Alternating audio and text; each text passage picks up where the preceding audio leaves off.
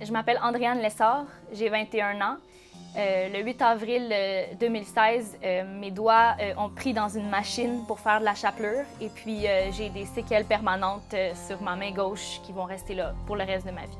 Je travaille dans un supermarché et puis ça faisait 5 ans que je travaillais là avant que mon accident arrive. Donc elle a décidé qu'elle allait me faire de la chapelure avec une machine. En fait, quand j'ai vu la machine, j'ai eu un mauvais pressentiment tout de suite. Je trouvais qu'elle avait l'air vraiment désuète, qu'elle avait l'air vieille, qu'elle n'avait pas l'air tellement sécuritaire. Fait que moi, en fait, j'ai demandé à ma gérante de m'expliquer comment ça fonctionnait. Moi, je trouvais ça étrange qu'il n'y ait pas de façon, en fait, d'arrêter la machine, qu'il n'y ait pas de bouton on-off. Fait que j'ai demandé, en fait, comment on fait pour l'arrêter. J'ai pris une baguette de pain qui avait pas... la mienne n'était pas assez cuite au centre, donc c'était encore trop mou. Quand je l'ai mis dans la cuve et que j'ai pressé le levier, en fait, ça broyait pas. Donc la machine, elle faisait juste suivre le mouvement de la lame, puis elle était prise, en fait, dedans. Donc moi, j'ai voulu aller retirer la baguette. Et puis, quand j'ai voulu aller tirer sur le pain, bien, ma main était emportée par la force de la machine, puis mes doigts ont broyé dans la machine. Ça a tourné peut-être 2 ou 3 secondes. J'ai hurlé comme j'ai jamais hurlé de ma vie. Puis, ben, c'est moi qui ai eu le réflexe de peser sur le bouton d'urgence avec ma main droite. J'ai pas jeté un coup d'œil à la machine, j'ai pas regardé. J'ai regardé ma main tout de suite. Je sais même pas si je me souviens exactement de quoi ça avait de l'air. Ça saignait, c'était fou. J'avais des os au centre qui sortaient là, complètement. Je leur demandais est-ce que je vais perdre mes doigts, est-ce que je vais perdre mes doigts, c'était la seule chose qui m'importait. Donc, ce qu'ils ont fait pendant la préopération, c'est qu'ils ont recousu ce qu'ils pouvaient du dessus de ma main. En fait, la peau, elle bougeait beaucoup, elle était complètement soulevable parce qu'on voyait tout l'intérieur de ma main. Donc, ça a été complètement arraché. Ils ont essayé de recoudre ce qu'ils pouvaient ici. De la façon que ça avait cassé, bien, mes doigts étaient pliés comme ça. Donc, ici, il y avait des os qui sortaient. Alors moi, il n'y a aucune possibilité de mouvement dans ces 2 doigts-là qui étaient comme figés comme ça à cause de la fracture qui était ici.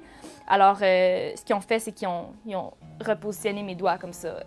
Le lendemain, on m'a amenée en salle opératoire. Ça a duré 4 heures, je crois, l'opération. Je suis sortie, je pense qu'il était 10h30 le soir à peu près. Ben, dans le fond, à la 2e semaine, ça a vraiment été la semaine la plus difficile. Je pense que je suis restée 6 heures à l'hôpital. On a tout enlevé sur ma main. T'as pas l'impression que ça peut arriver dans une épicerie, ce genre d'accident-là. Tu te dis que ça arrive aux gars de construction, que ça arrive aux gens qui travaillent avec du gros matériel, des gens qui travaillent en mécanique avec de l'équipement lourd, pas à quelqu'un en épicerie comme ça qui fait un travail à temps partiel, tu sais. Au niveau physique, c'est sûr que tu peux presque rien faire. T'as mal. T'as des broches de métal qui passent dans 2 de tes doigts. Ça te permet à peine même de bouger l'articulation qui est fonctionnelle. Au niveau physique, tu le sais que tes jointures ne replieront plus. T'sais, je me le suis fait dire dès le départ. Jointure du centre, il n'y aura plus de mouvement.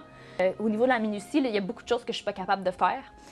Au niveau de la force, je ne peux pas soulever beaucoup de charges. Je ne couperai pas avec un couteau d'une façon un peu bizarre, je ne mettrai pas mon doigt proche, il n'y a aucune façon que ça se passe, parce que dès que j'utilise un équipement de cuisine, je fais attention.